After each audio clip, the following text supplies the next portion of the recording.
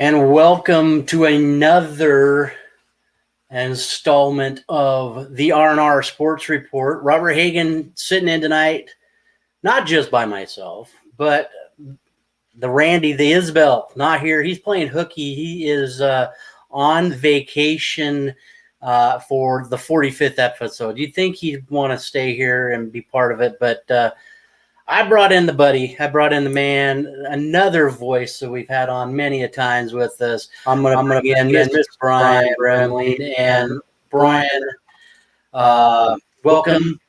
And what do you think about Randy playing hooky on us tonight? Trying to get away, enjoy the nice weather before school starts. But thanks, Randy, for letting me step in and fill your big shoes. But hope you have a good vacation. I'll see what I can do stepping in for you tonight. Well, Thanks for having me. Yeah, lots of things. We've been so busy. He's playing hooky over on the coast. Hopefully next week we'll get to hear a little bit about his coast excursion. As I talked to him Sunday for a few minutes, it was a little on the rocky side, but I had to play a little hooky this week.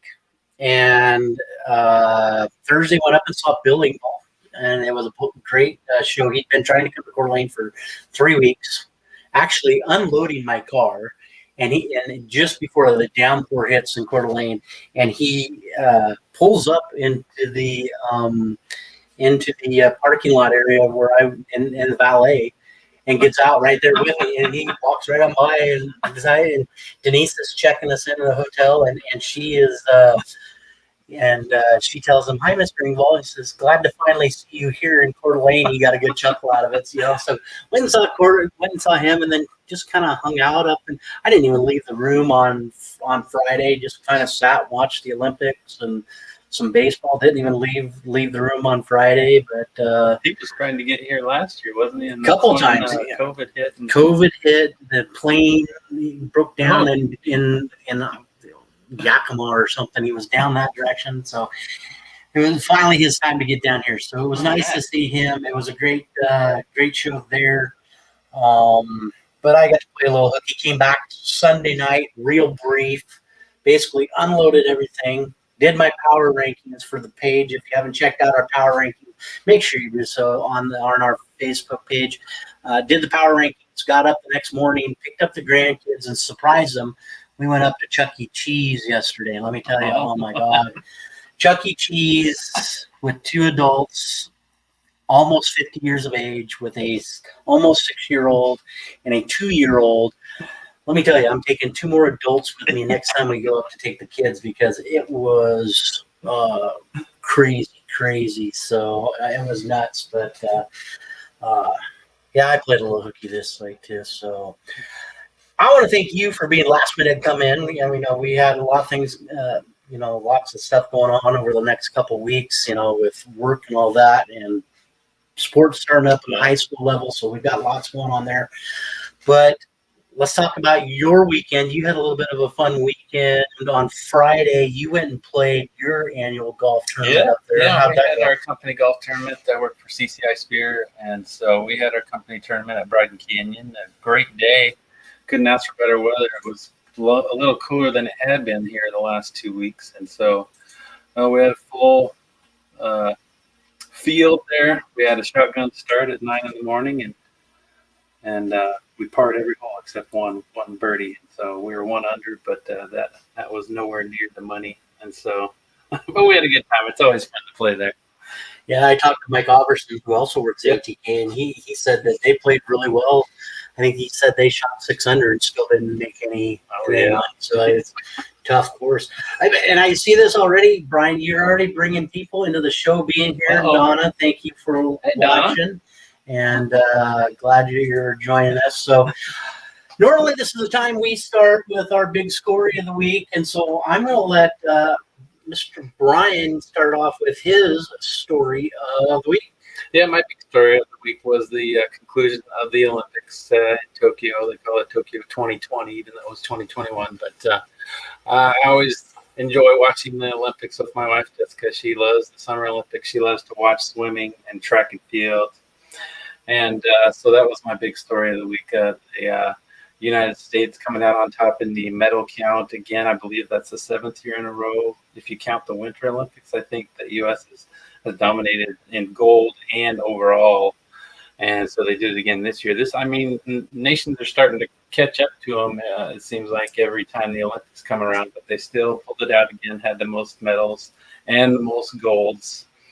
And I always had a feeling that the U.S. men's basketball team was going to win the gold, even though they struggled in the preliminary rounds and leading up to the Olympics. I just had a feeling that they would right the ship and come back and still win the gold, and they did end up winning the gold, as well as the women's basketball team. And women's volleyball won for the first time ever, gold medal. And Xander Schauffele won gold in golf for the U.S. too. So those were the events that stood out to me. You look also U.S. golf for the women's too takes home gold with Corda. Yes.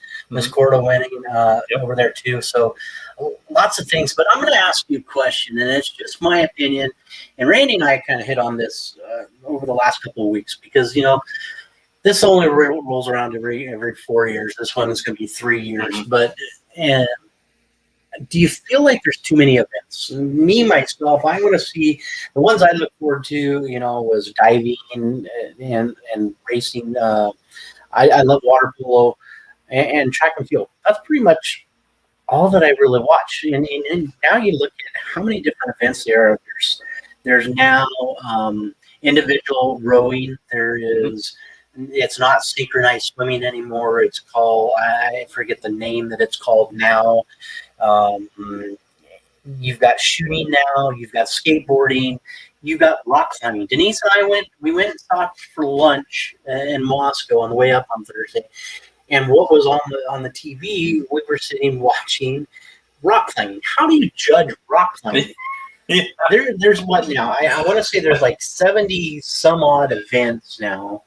When is enough for adding more events? Yeah, I see your point there. Yeah, I think we are getting overwhelmed with some of the events, but it is kind of neat to see the new events. But I know what you're saying there, and I don't know if you knew that the host country gets to pick the events each Olympics. No, I did not know that. And so the last few Olympics were in European countries, and that's why they didn't play baseball and softball.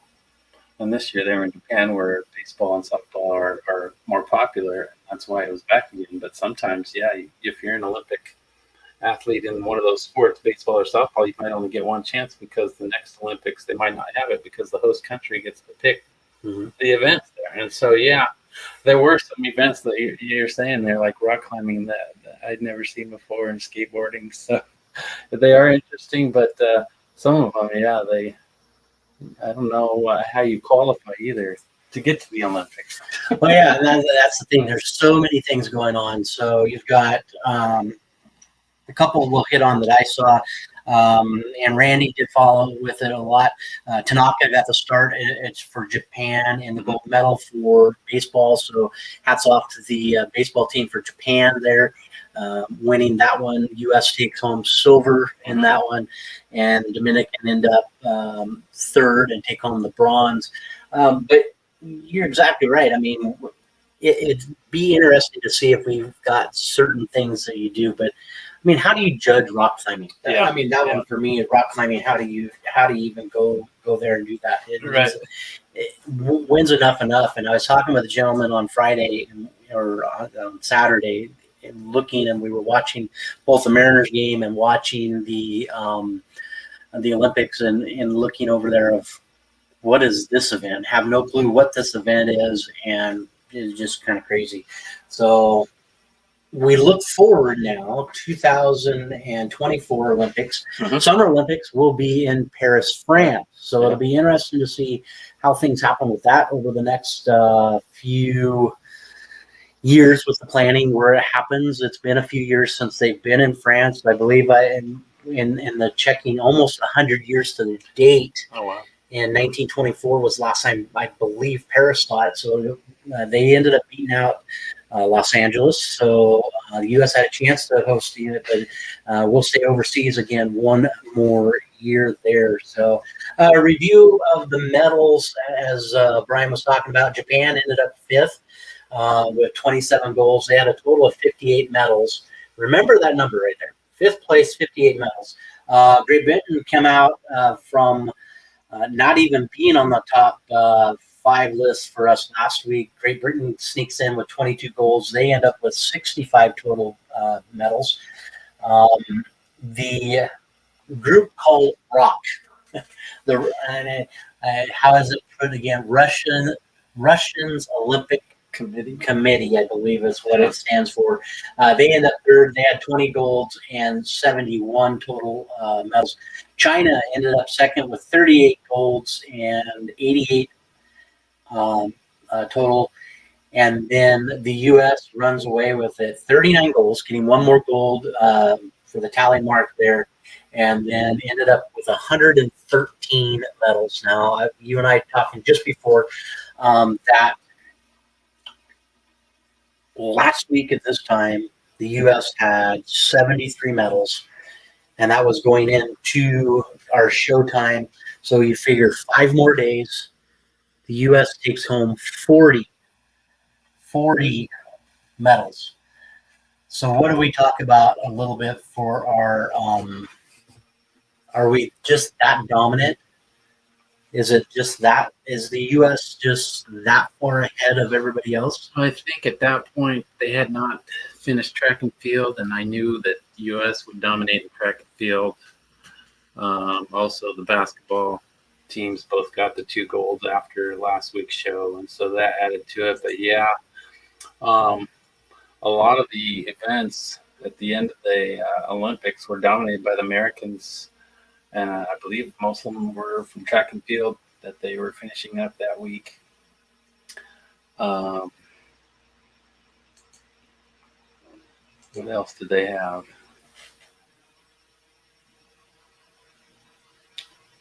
But, how about we talk a little comparison? Now, Randy, he wanted to listen and have this conversation with a buddy of ours. It never did end up happening.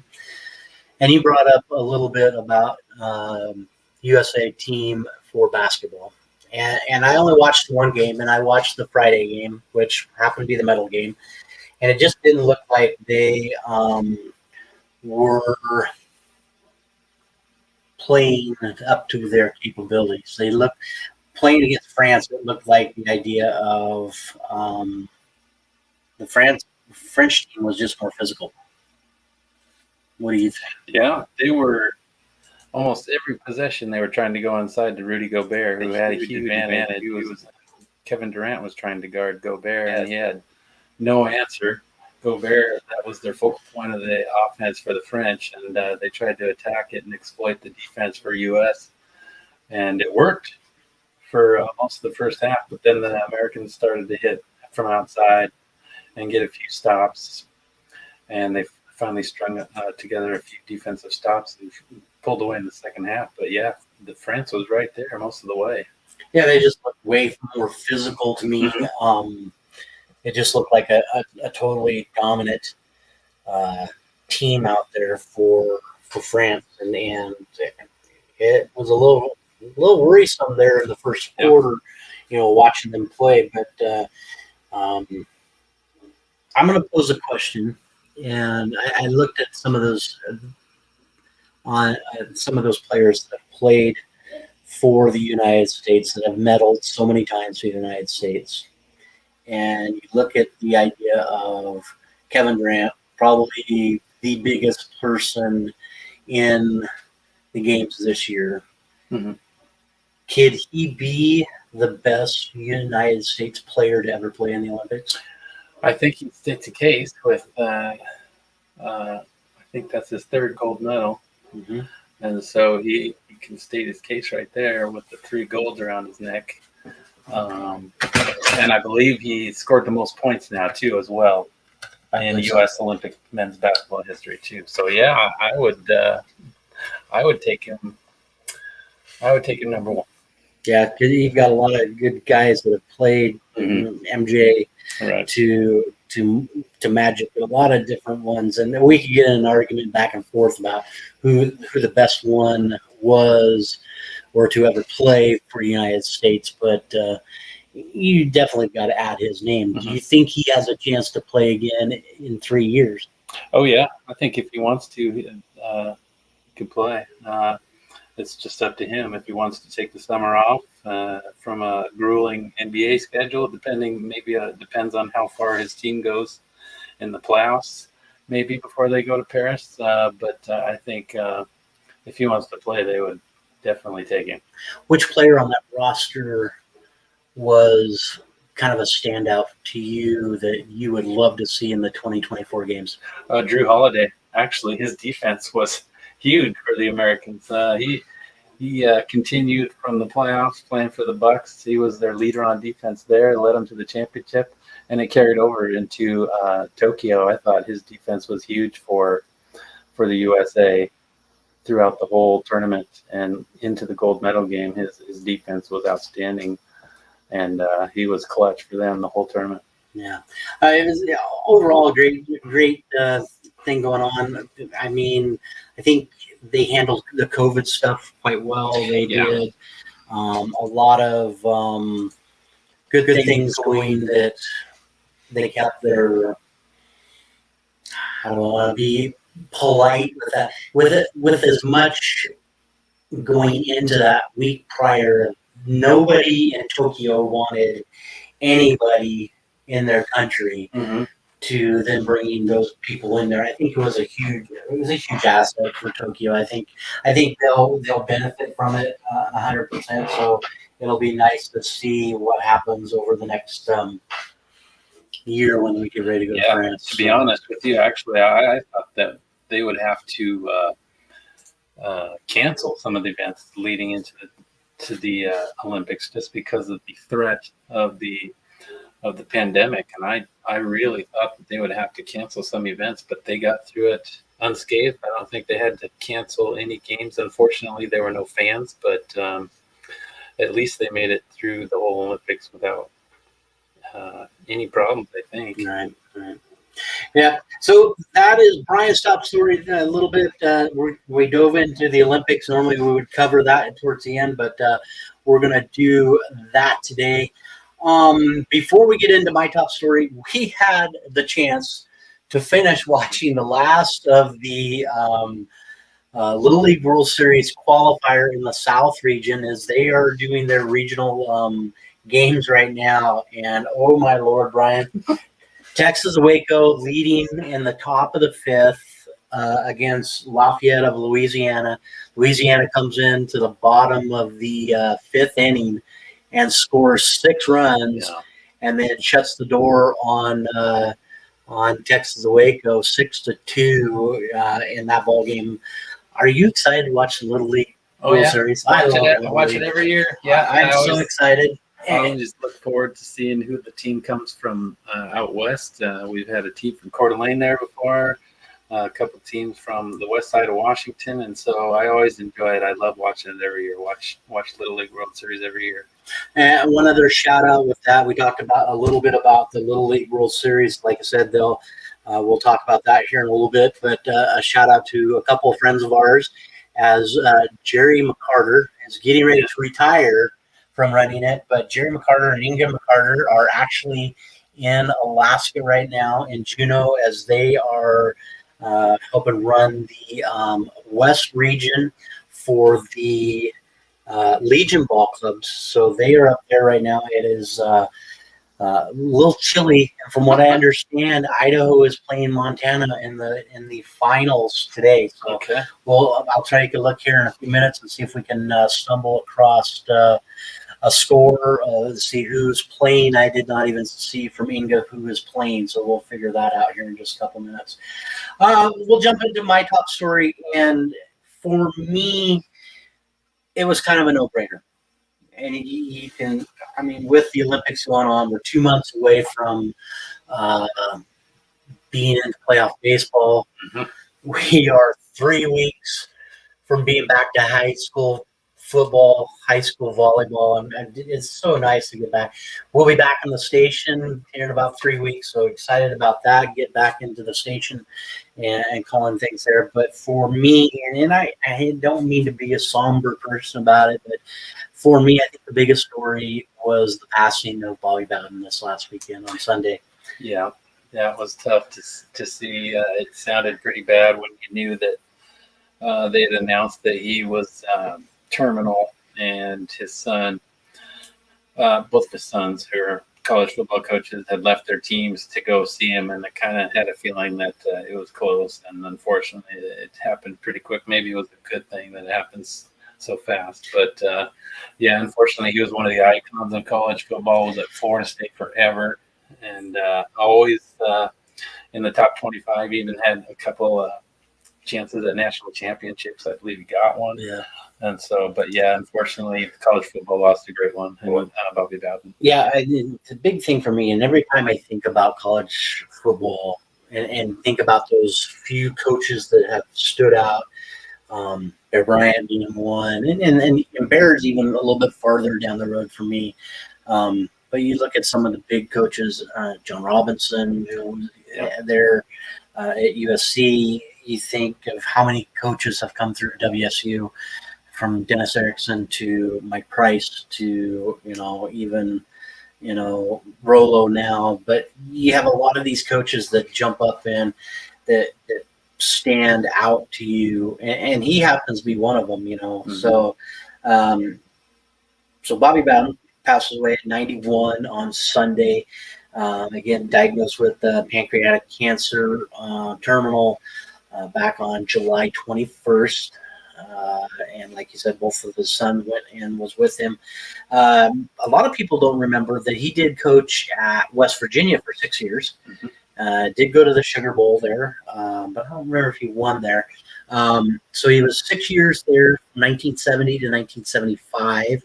And then he was 34 years at Florida State from 1976 to 2009. So, the big thing, and Randy and I are all about stats, and it's always been that way. But for me, the big one for me to look at the standings was to see that he only had one losing season, mm-hmm. and that was in 1976. His first season in Florida State, he went 5-6, and that was his only losing season of all of his 40-year career. Yeah, that's an incredible run. 40 years of coaching. Again, 6 at West Virginia, 34 at Florida State. Out of his 485 games, he went 346, 123, and 4. His win percentage was crazy. You win almost 75% of your games. That's just nuts. You can't even see anybody that would do such a thing nowadays. I mean, 75% is just unbelievable. You did talk about his championships. He had 12 ACC titles, 2 national championships, one in 1993, one in 1999. Another big one that I saw that was a huge thing was 14 seasons, consecutive seasons, from 1987 to 2000.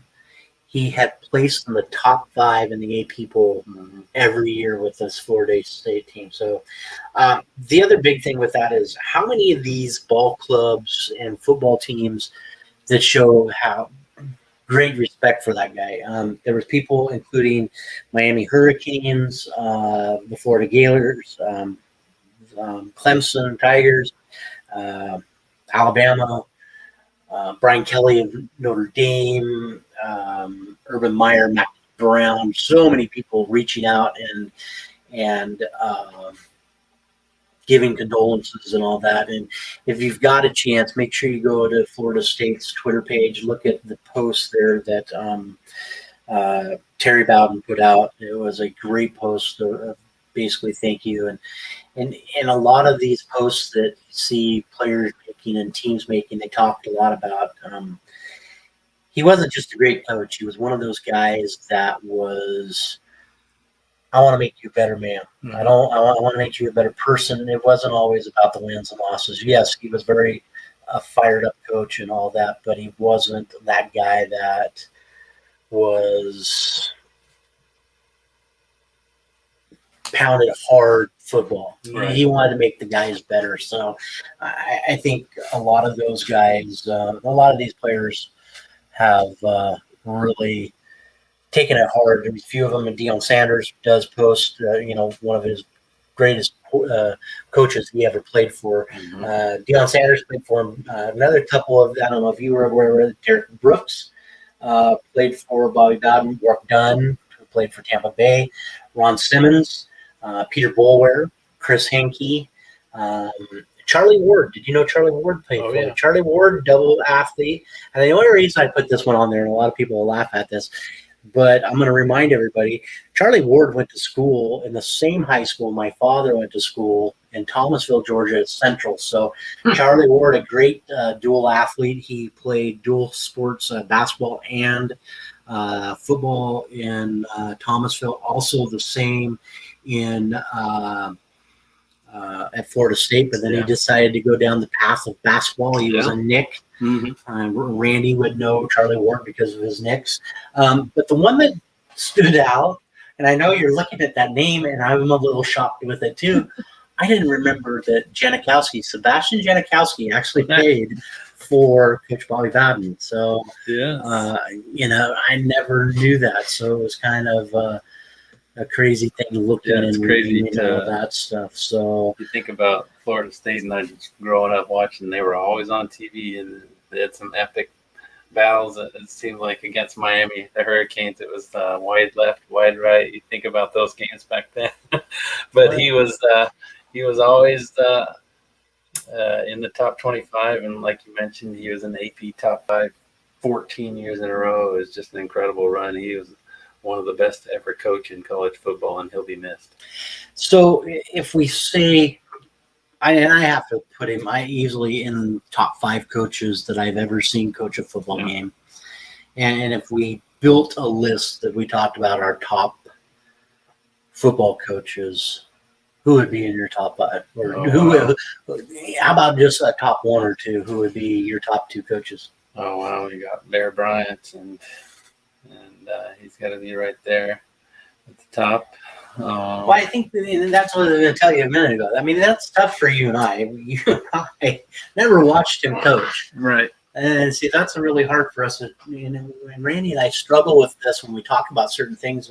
We're all about the history of it. But, I'm only here since 1974. Randy, barely 1980. So a lot of us that, these coaches that we know of are what they call the modern day era guys. And so, I mean, from the film, I would say Bear Bryant, but I mean, anybody else that you would say maybe modern era that might stand out to you? Well, you got that guy over there at Alabama, and he's winning championships left and right. Yeah, a couple of championships. Oh wow, I'm just thinking of all-time wins, and so that's why I think of Bear Bryant, Joe Paterno. But those are the ones that stand out right from the top of my head. How about you? John Robinson's got to stand out. I mean, seeing him wearing that red and gold of USC, and then all of a sudden the next year he's coaching in LA, and it is kind of weird to see him change. We did get to see Dennis Erickson, but I mean, you have to hands down put Nick Saban. I mean, Nick Saban has got to be one of those people that will forever stand the test of time. I mean, for what he's done recruiting, what he's done for everything else. I mean, it's probably the best thing there. So Godspeed to Bobby Bowden and his family. And that is my top story of the week. And so let's take a second. Let's dive into some Major League Baseball. You and I talked about a few minutes ago, we're down to 2 months left of the regular season. Just roughly 2 months. I mean, I was looking at it the other day. We're just under 50 games left. As I was doing power rankings on Sunday, one of the teams was at 48 games left. So, I mean, we're down to the nitty-gritty of getting things in for Major League Baseball. This is that time everything starts to change.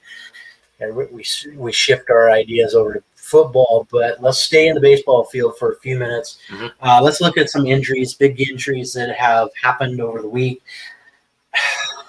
Mookie Betts. Mm-hmm. Where do you go with this one? Mookie, who has played quite well as a Dodger, he comes back on, I want to say Thursday, plays Thursday, and then Friday he leaves against the Angels.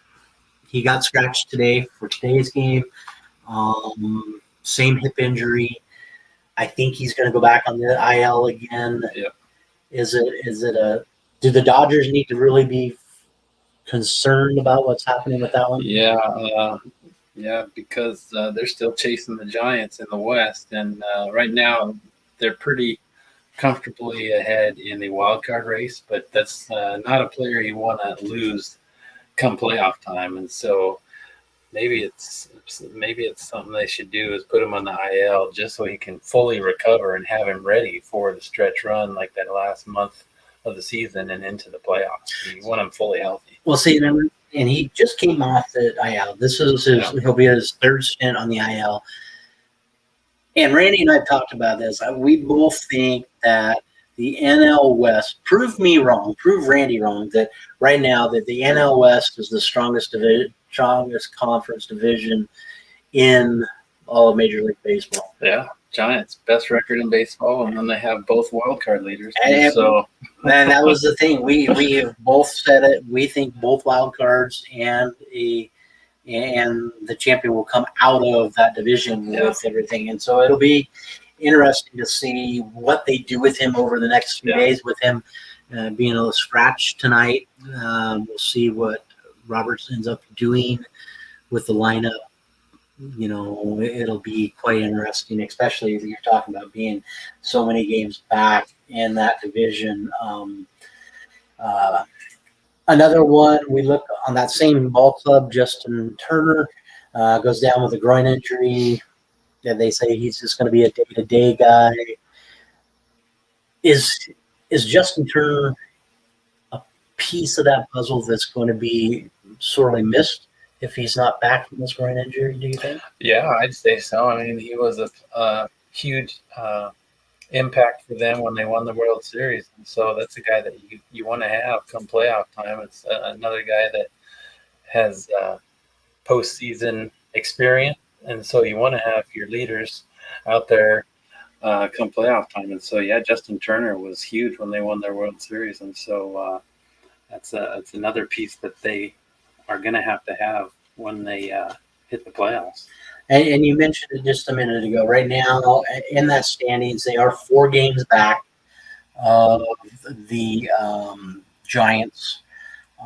They do have a 3-game lead over San Diego. And like you said, both of them leading right now in the wild cards. So, Milwaukee's probably going to be a sure in. They're 6 games up on Cincinnati. And then you look at Philadelphia and Atlanta and the Mets. As much as Randy and I were on the Nationals, the way they were playing about a month and a half ago, they were doing quite well. So it'll be interesting to see what happens with that three. I think it's a 3-team race now going into the last. I think the last 2 weeks. So it'll be interesting to see what happens there. So, how about the big one here? Javi Baez getting hurt on. I want to say it was Sunday that he got hurt, if I remember right. Left the game with left hip tightness, did not run. He hit the ball straight to second base, did not run to first base whatsoever. He took one step out towards the box in front of the plate, stopped, turned around, and walked back towards the dugout. So, he's only played 9 games now with the Mets. Are the Mets regretting trading for him from the Cubbies? Oh, no, I don't think so. No, I mean he's already had a huge impact since he came over to him, and but the injury, I think he knows his body better than anybody else, so he knows he's hurt. But I think it's something that he can come back from and hopefully help him down the stretch. So I'm gonna question your comment because you said he's been a huge asset, huge thing. In his 9 games with the Mets, he's only batting 176 with 2 home runs. Is it just the defense, or is it just having a veteran in there? Yeah, it's all around game. I mean, his defense is incredible. Because if you look at numbers, which you know we're huge about numbers all the time, that is a tough one to swallow. Yeah. I mean, 176 in 9 games, and now there's a possibility that you hit the DL, or I shouldn't say DL. It's not DL anymore, but IL. I don't see it being. I don't think his dividends have paid out quite yet. Right. It's such a small sample size, though, with 9 games that your bat will come around. It's just adjusting to the new team. But, yeah, you're right. The numbers speak for themselves right there. But I just think it's a small sample size, and he'll come around. I hope so. It'll be interesting, especially with Luis Rojas, which is one of those managers that I have really fell in love with what he's doing up there in New York, what he's doing with that ball club. It just he just brings a different enthusiasm, I think, to that ball club, and I hate to see that guy go down and making the impact that they thought they were getting from the Cubs. So speaking about the Cubs, and I'm going to upset Paulie Dazenbrock here for a couple minutes. How do you feel about the firestorm in the only name, and I did not post it because there were some bad words, and I was going to do that, but they took a picture of the starting roster, and you get the infield, and they put the names with it. The only name I recognized on that entire starting roster that was playing that game was Andrew Benintendi. Who is on the Cubs roster? Yeah, I couldn't tell you either. It sucks when teams do that. They just give up at the end of the trade deadline. They're trying to get some prospects back, trying to get rid of contracts. But, yeah, as a fan of it's tough to swallow when your team does a fire sale like that and just gets rid of everybody. Were you shocked they moved that many people? Well, at first I was, but then when they started getting rid of pretty much every starter, it was understandable. I mean, if you're going to do it, you might as well do it. And so they just got rid of everybody. And yeah, my wife's, both of her brothers are huge Cubs fans, and so I haven't got to talk to them about it yet. But so, out of this one, which one of those major players that left Chicago do you think will have the biggest impact for their new team? Oh, man. I mean, Rizzo has done really well in New York. Right. Baez, I'm going to put him at the bottom of that list right now. I mean, who do you think? Well, being a Giants fan, I'm hoping Chris Bryant will pay off for San Francisco. But Rizzo is a left-handed bat for the Yankees, and so I think he's going to have a big impact for them down the stretch. But him and Bryant, I would say, the top 2. Yeah. A couple other injuries that dealing with in Major League that has been huge. Rhys Hoskins, Didi Gregorius, I can't even say his name tonight.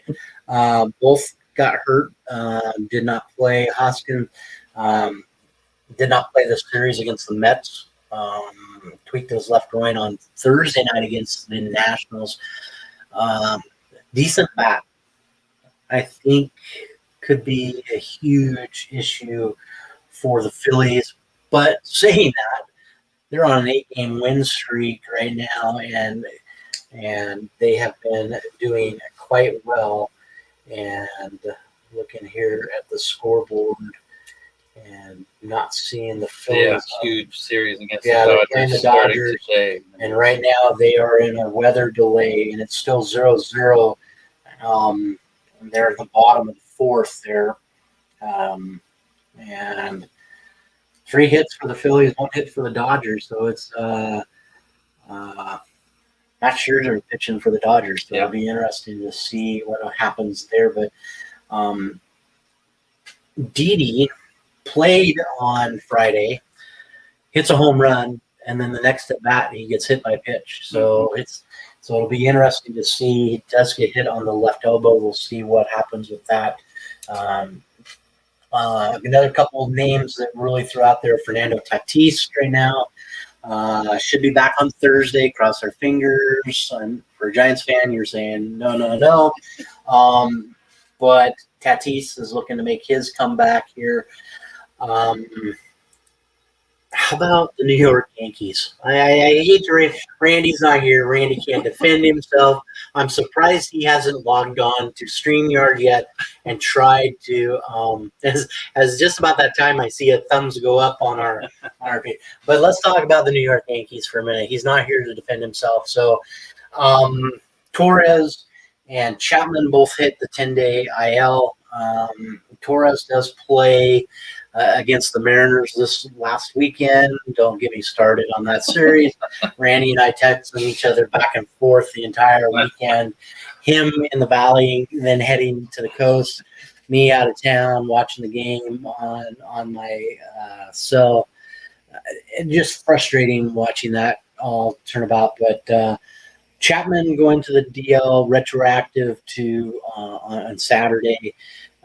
Then Torres gets hurt sliding into the bag on Sunday.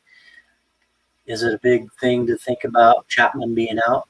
Yeah, I mean that's your closer, right? So that's somebody you want to have shutting down 1-run games. They're going to be playing interdivision games now coming up here against Tampa Bay, Boston, and so they're going to be a lot of close games, and they're going to need Chapman, I think, to close out games, and so that's a big loss if he's out for any meaningful period of time. And they do list it as an inflammation in the left elbow. MRI on Saturday does come back negative, so that's good news for Yankees if you want to look at that. We'll touch a little bit about that game, that series. They just get done playing the Mariners at home in New York. Mariners lead every game going into, I want to say, the 7th inning, and blow every game except for Sunday. Sunday, they finally come away with a win. But, I mean, if you're a Mariner fan, it was hard to swallow watching the bullpen give it up. Because that's been their strong point. Yeah, it's all been season long. And then you get rid of Graveman. It's tough to watch that happen. And there was a couple of fielding errors. Haniger got turned around a little bit there in right field a couple of times. Does misplay a ball. And I want to say that was Saturday's game. Sunday's game. Kelnick gets switched around a little bit with the swirling winds in New York. It was a little frustrating watching that ball game, and we know he's watching now, as Randy, his Yankees rule, Mariners rule. Okay, well, I figured he'd be listening a little bit, but I'm surprised you didn't jump on and try to. But going into that, we look at the standings a little bit for. We'll start with the AL West, and in the AL West, you still got Houston up 2 games over Oakland. Seattle now 7.5 back. They're 5.5 back in the wild card. Should we be worried with about 45 games left? Do the Mariners make a good push to try to get ahead of the Yankees, who right now are 2 games back of the wild card? Do you think that they make a push in the AL East, or is it Tampa's to lose? The Yankees? Yeah. Oh, yeah. The Yankees have a great opportunity here because, like I mentioned, they're going to be playing teams within their division. And so they can catch them right away. One good weekend, and you're right back in it. And so that's what I love about September. And August and September is when you start playing the teams within your division again, and you have a great opportunity right in front of you. And so Yeah, it doesn't take long to get on a win streak and get right back in it. Well, let's talk a little bit about and update the score. As we were looking earlier, a few innings ago, Boston was leading Tampa Bay. Now it's a tie ball game in the top of the eighth, 4-4. We'll go here to our scoreboard. Top of the third right now. A late start in Baltimore. Detroit leads Baltimore right now 3-1. And at the top of the ninth, the Cardinals lead the Pirates 4-1. At top of the eighth, the Indians lead the Athletics. And if you're a Mariner fan, you like that. But the Athletics do have 2 on with 2 out right now. Again, Boston and Tampa Bay tied it in the eighth at 4 apiece. And in Atlanta right now, the Braves lead the Reds 3-2. Top of the fifth, the Astros all over the Rockies 3-0. Top of the sixth, the White Sox lead the Twins 3-2. And in the bottom of the fifth right now, it is the Yankees leading the Royals 3-2. Top of the first, your Giants in Arizona just underway. And we are in a rain delay in Chicago between the Brewers and the Cubs, which I have going to be one of the best series, I think, of the early week. 0-0. Also on a rain delay, the Dodgers and Phillies. And also a rain delay with a score, though. The Nationals are up 3-1 over the Mets. And getting ready to take place here in about 20 minutes. The Marlins will be in San Diego taking on the Padres. And also the Blue Jays and the Angels getting ready to start things up. We do have a couple of games that went final. There were double headers today. The Cubs lose to the Brewers 4-2 in early action. And the Angels knock off the Blue Jays 6-3. A little interesting on how that one is going. Let's talk a couple of different things. We're also in some news here for the MLB, and I think it's big news for me because I've been excited for this guy to start. Chris Sale is looking to get his first start of the 2021 season. On Thursday, he will take on Baltimore just after having Tommy Johns in March. Is that a little too early to see Chris Sale back? He's at Boston, right? Mhm. No, I'm sure he'll be on a pitch count, maybe an inning count, depending. But I'm looking forward to seeing him pitch. He's been dominant when he was healthy, and I mean that's a good team to start against, Baltimore. So it'll be good to have him back. I mean, he's been one of the most dominant starting pitchers in baseball over the last couple of years when he's healthy, and so it'll be nice to have him back. Yeah, I mean, especially trying to get a big push, against the Rays and to hold off the Yankees. But I love how the schedule fills out, and you play a lot of those rivals towards the end. So it'll be nice to see what Chris Sale can do here in the next couple of weeks. Before we can jump into this one, I'm going to jump over. Let's talk about our players of the week really quick. And you're a guest tonight. I'm going to ask you, who is your player this week? Player of the week. I'm going to say Eloy Jimenez. He's the DH for the White Sox. On Sunday against the Cubs, he had 2 home runs, 5 RBI. Next day against the Twins, 2 home runs, 5 RBI. Couldn't ask for a better back-to-back games from him. But this is his 3rd year. He's finally healthy. He's been nagging injuries have been in the last couple of years, but he's in his 3rd year. He's been healthy, and he's right in the heart of the order for the White Sox, and he's one of the reasons they're in first place. So Eloy Jimenez, the DH for the White Sox, the back-to-back games with 2 home runs, 5 RBIs each. Yeah, and I think that was the thing. I had ESPN on for a few minutes in the hotel last night, and they did flash up there that I think he was the only player in MLB history to go back-to-back with 5 RBIs. So, I mean, that guy is good. We take a look at Randy's player of the week for this last week, and he is going to go with George Springer. George batted .364 with 3 home runs, 11 RBIs, and had a 1.17 OPS. And it's just great to see him having a decent week there, trying to get back on track and that. So excited to see what that is. I'm going off the offense this time, and this probably will shock Randy because I think I've taken offense every week I've done player of the week. Give me a pitcher. I'm taking Zach Wheeler. Zach Wheeler, since the All-Star break, I believe it's 4-1. He's the best pitcher since the All-Star break, and what he is doing. Just his 2 games he had this week. Last Tuesday, it was a little rougher, but he still does get the win. He will go 7 1/3, gives up 8 hits, 4 runs, but he still picks up the win. Gets 5 Ks and a walk. But yesterday, what he did to the Mets was crazy, and they were throwing him comparisons to Roy Halladay. Yeah, we'll see, But Zach Wheeler has a huge game yesterday. Goes a complete game, 2-hitter, strikes out 11, walks just 1 in a 3-0 ball game.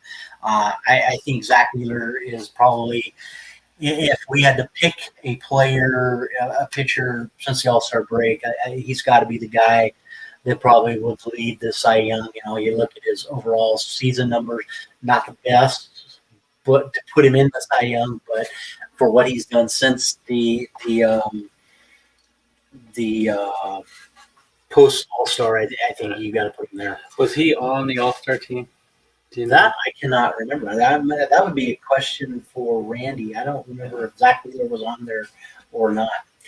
Brian, give me your games of the week. Who are you looking at? Games of the week.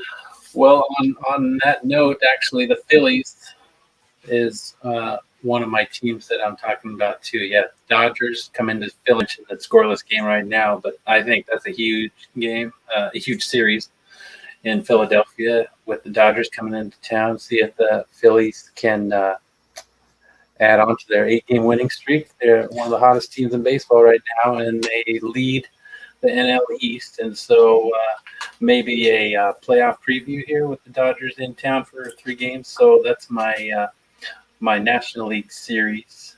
And being the Mariner homer that I am, even though I'm a Giants fan, the Mariners are still my favorite team. But with Texas in town, I mean, there's no time like now. They need to take care of business against teams that are at the bottom of the division. So with Texas in town, the Mariners, this is a series they pretty much need to sweep if they want to stick around and be one of the contenders in the playoff picture. And our buddy Riz, Randy, he's watching on the YouTube channel. Make sure, if you have not liked our YouTube channel, make sure you go there and go to the YouTube page, like it, subscribe, do all that. Wheeler was an all-star. I couldn't remember if he was or not, but I think he's great. You do agree with the same game that Randy does. He does have the Dodgers-Phillies. It is a huge matchup this week, so and that is a Tuesday through Thursday game. Randy also does take the Phillies the entire week, it looks like. He likes the matchup with the Reds. Reds are making a push there in the Central, so it'll be interesting to see what happens in that matchup. So, Randy, maybe I need to buy you a Phillies hat, and you can maybe a Philly Fanatic shirt. You can put it on. And I know he's probably going to give me a ration because I'm wearing my Geelong shirt. And we'll talk about Geelong here in a little bit, but here we go. It was a rough weekend for Robert Higgins sports teams. For me, I think the games that really matter this week, give me Tampa Bay and Boston. And then also for the weekend series, I'm like you. I want to take Toronto, Seattle, but I think the bigger matchup, if I'm looking at playoffs, bigger matchups, give me the Dodgers and the Mets. I mean, it's, Dodgers going back home. I hate saying that, but Dodgers going back to New York. It's got playoff implications. Oh, yeah. I think it's going to be the biggest weekend. Real quick, we'll talk about our power rankings. If you have not checked them out, they are on our sports report page. Check those out. We're posted every Monday morning. Randy's top 5. I believe changed just a little bit. He bumps the 2 and 3 around. Some of the same guys. He's got San Francisco 1, Tampa Bay 2, Milwaukee 3, Houston 4, and Los Angeles 5. Brian, who do you have in your power rankings? I'm going off the grid a little bit again compared to you guys. Well, you're a Giants fan. Well, yeah, they're number one, obviously, best record in baseball. But I'm kind of basing it off of recent history. So I have the Giants number 1. Give me the White Sox number 2. They have won 4 in a row. They pretty much sewn up the Central Division, but they got a huge game Thursday that we'll talk about later. So the White Sox 2. Number 3, the Dodgers, still loaded, even though they lost Betts and Turner to injuries. I still think they have the depth to make my top 5 there. Number 3, Tampa Bay is my number 4 team. They've won 4 in a row, as you mentioned, the big series against the Red Sox, and the trade for Nelson Cruz, I think that is going to help them down the stretch too. So Tampa Bay number 4. Number 5, my sleeper. We've been talking about them a lot though, the Phillies. That's my team right now. They won 8 in a row, and they have a huge homestand, like you just mentioned, against the Dodgers and Cincinnati. And so I'm banking on the Phillies keeping the win streak going. They've won 8 in a row, even though they lost Rhys Hoskins and Didi Gregorius to injuries. I think they still have Uncle Mo with them on their side with the 8 wins in a row, and the Dodgers and the Reds coming into Philly. Yeah, I mean, that's great. I mean, we picked that games a week, so I'm like, I think maybe Philly finally cracks our top 5. I mean, I think Randy and I both have them 6 or 7 in our power rankings, but look for that to probably shake up if they can keep on with the wins. You look at mine, not a lot of change. Again, we're all in agreement. San Francisco, the Giants, Mike Mitchell, we're still there with you, buddy. Number 1. I'm going to keep the Dodgers number 2. The only reason I'm keeping the Dodgers number 2, I just think they've got a little bit more offense, a little more firepower. Now, I did do mine prior to knowing Mookie Betts was out, Justin Turner. We'll see how that plays out this week. Tampa Bay, I think they have just kept things interesting. They swept Boston there last week. It'll be interesting to see how that game plays out as they're in that ball game. I believe we'll take a look here. It is still 4-4 as they go into the bottom of the 8th. And then I moved Chicago up. Chicago now into the 4 spot, and then Milwaukee number 5. That is my top 5. Again, you can go check out all of our power rankings on the R&R Sports Report page there anytime. They are there on Monday. All right, let's talk. We got about 2 minutes. We got to be quick with this. We went a little longer than what we thought we were, but for me, and probably for you, best sports movie of all time, Field of Dreams. Oh, yeah. And that game, as I love what MLB has done with this, and Yes. they now play at the Field of Dreams in Dryersville, Iowa. And do you think it's one of Kevin Costner's best roles? Oh, yeah. Yeah, without a doubt. I mean, you've got James Earl Jones, Burt Lancaster in there, Timothy Busfield, Ray Liotta. I mean, probably one of my favorite sports movies of all time. And I get excited. And that game is happening Thursday. Yeah. And who's playing in the Field of Dreams game?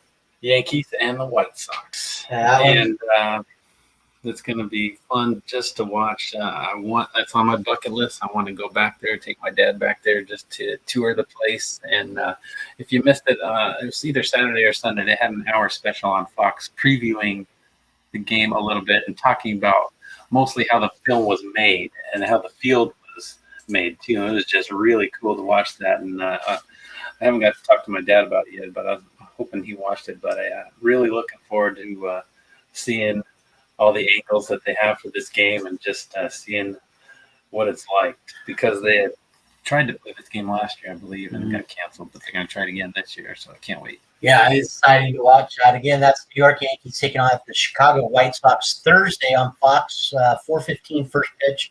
So make sure you go and check that out. That's an extra little plug for Game of the Week, and it is it is a great one to watch. I'm excited again, like you. I want to go on tour around the United States and see these things.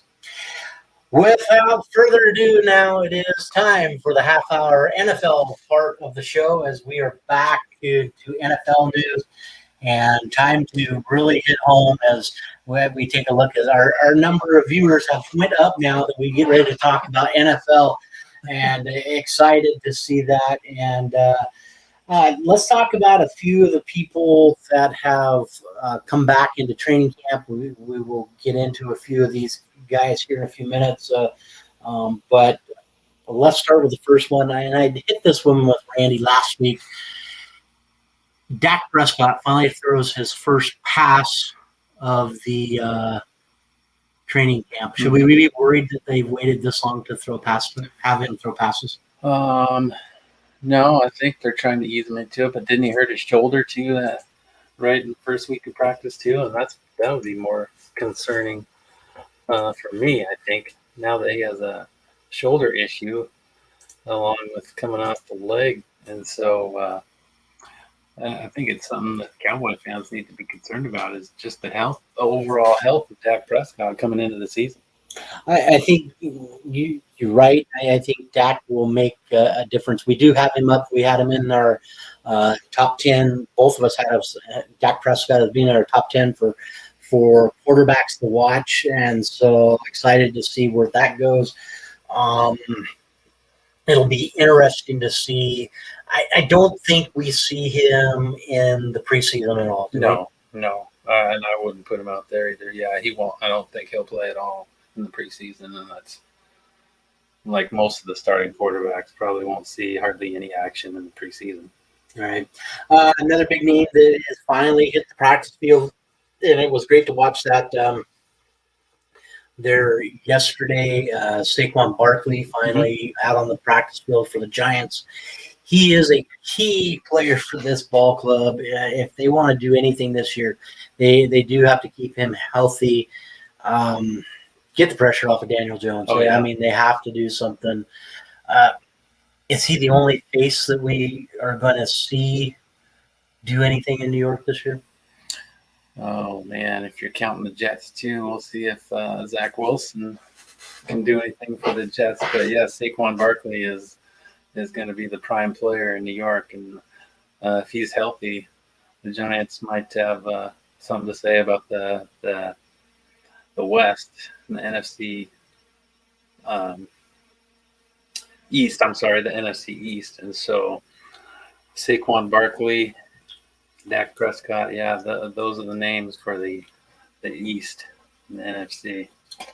Evan Ingram kind of struggled a little bit this last year with some drop passes. Yeah. Do you think that he can turn around and be that target for Daniel Jones? Yeah, he's going to have to be. I mean, they didn't do too much, I don't believe, at that position in the offseason. And so, but Ingram, I think he'll have a turnaround, bounce-back season for them.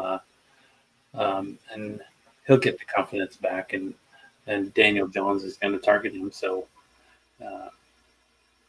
he'll either turn it around or he won't, but I think he will.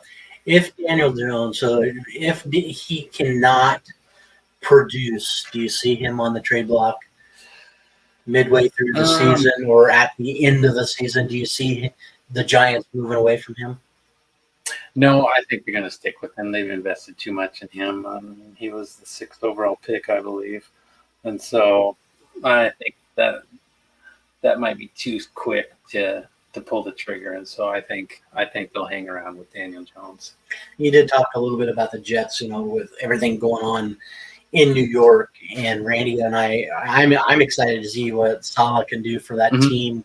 What do you think Zach Wilson's what he brings to that ball club? Oh, he brings a lot of charisma and energy to the team. I think don't expect too much as far as wins and losses for the Jets this year. I mean, it's way too much to expect from him right away. But I think he'll be fun to watch. But I'm just not sure if you want to expect too much out of as far as wins and losses in year one of his rookie year. So, and I mean, you and I have talked, or Randy and I have talked about it. Do they hit 500 this year? Do the New Jets. York Jets hit 500 this year? Jets, no way. Sorry, Randy. I'm behind. I like the chance of what Salah's going to do. So I'm excited. I think they might be 500, but it all depends on what the Patriots do, what the rest of Miami does. It'll be interesting to see. As probably starting next week, Randy and I will start getting in our predictions of who will be going in each division and who we like, and we'll get there and start getting to that point. Big news coming out of New Orleans. A couple of things. Saints cornerback Patrick Robinson automatically just all of a sudden decides he's retiring. I was a little shocked. What does that do for the defensive backfield of New Orleans? They were up there in the top tier. I shouldn't say top tier, but up to the point of being a ball club that would be able to handle getting to the playoffs. Now you've got Drew Brees retiring. Now you've got Patrick Robinson retiring, and the shakeup. Jameis Winston. How is Taysom Hill going to play? Where do you see New Orleans being this year? Yeah, and we haven't even mentioned Michael Thomas, the receiver. And so all this news around New Orleans right before the season starts, that's tough to take if you're Sean Payton. I mean, losing a guy to retirement just a month before the season starts, you got to replace a cornerback that's been with the team 2 different times. He's an experienced guy in the defensive backfield. And so, that's a tough blow for the Saints. Do you think that Michael Thomas stays in New Orleans? I don't see it right now. I mean, just there's too much going on with him back and forth between the front office and him as far as when he should have had the surgery. And I just don't know how I see him staying there. I think he might be traded. It'll be interesting to see what happens over the next few weeks. Yeah. They just haven't, for the Saints, and I hate saying this, and I'm hoping the wife is not listening because her being a Saints fan, I don't think they have done enough to be even anywhere close to contention this next year. It's going to be a hard season for Sean Payton. I think Payton is going to really struggle there, even with Alvin Kamara and the gimmick plays that they do with Taysom Hill. Whether or not Taysom is going to get most of the quarterback roles, or will he play the same role and Winston get the things that there's so much up in the air with that ball club. I think a lot of the pressure is going to be on Alvin Kamara and look for defenses to scheme on Alvin, and that's what's going to end up happening. Mm-hmm. Is if they don't come up with something and if they don't sign Michael, I mean, you might as well kiss your season goodbye. I think. Yeah. So, and like you mentioned, if you can't decide between Jameis Winston and Taysom Hill, then you don't have a starting quarterback. And so there's so much surrounding New Orleans right now that it's tough to see them going anywhere in this division, especially with Tampa Bay already in there. Yeah, it'll be interesting to see more news out of New Orleans, and it just gets worse. Yeah. And listening to this one, but Saints kicker Will Lutz out, going to have core surgery, and for a normal football player, core surgery, they say about 8 weeks. Yeah. But where you're a kicker and you really focus on your legs, the core of your body to kick a ball, it could be that he might be done longer than 8 weeks, could be closer to 10, 12 weeks. What do the Saints do? I mean, who do they pick up? We had a couple of minutes. We looked earlier. The free agents that are sitting out there right now for the Saints to pick up somebody. You've got Dan Bailey. Bailey is sitting there right now. Stephen Gostkowski is sitting there. Zane Gonzalez, Younghoe Koo from Atlanta that has not signed up. They're all free agents, just sitting there doing nothing. Who do you think out of those four is one of them the fit that Sean Payton goes with? Oh, man. I mean, those four guys you just mentioned, they all had their share of struggles last year. Koo with the Falcons, Gostkowski with the Titans. They all had struggles last year. But, man, if I would have had to pick one, I would probably go with Bailey. I mean, he's probably had the most success. Well, Gostkowski too, but he's on the tail end of his career. But Bailey, I'd probably have the most confidence in. Yeah, Bailey being from Dallas and played for Dallas for so many years, it's just hard. I think Gonzalez is at the bottom of that list. Mhm. I could be shocked and be wrong. He might be a little bit higher up, but I think that for me, if I had to go, I think I would go a little youth. I think I might go with Koo. Yeah, he did struggle a little bit there in Atlanta, but I think he knows what the expectations are in the NFC South. So maybe the familiarity a little bit. I think that might be a good fit. So hopefully that would be a smart thing to do there and pick up Koo. I think that might be the best thing. Coming from an indoor stadium, going to another indoor stadium, kicking off turf. But most of it's mental, so we'll see. Yeah, who they go with now that Lutz is going to be out for a period of time there. Yeah, they say 8 weeks, but it'll be interesting, with the extended schedule, an extra game. Now these guys are playing 17 games over now 1 extra week. We go 1 extra into January, a little bit colder. They're inside. I think it just makes a little bit more sense for them to sign a player like Koo to get in there. So it'll be interesting. Hopefully Randy is listening, or he goes back and listens. We'll have a signing by that time next week. It'll be interesting. All right. So yes, I saved the homerism for in.